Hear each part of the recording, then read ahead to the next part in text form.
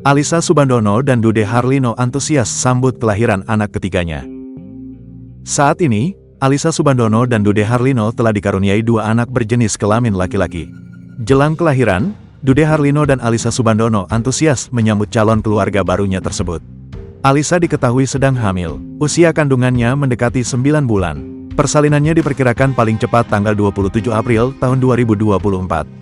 Memiliki anak perempuan memang sudah dinanti-nantikan Dude dan Alyssa, karena anak pertama dan anak keduanya adalah laki-laki. Kalau dari sebelum hamil, insya Allah maunya perempuan.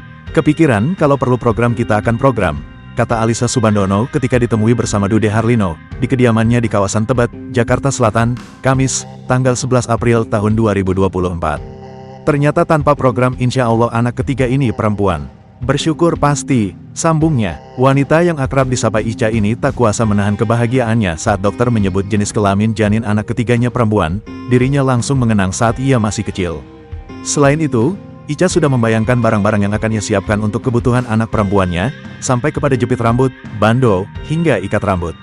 Di sisi lain, Alyssa Soebandono juga harus mempersiapkan fisik dan mentalnya, karena nantinya ia akan melahirkan anak ketiganya melalui proses persalinan caesar.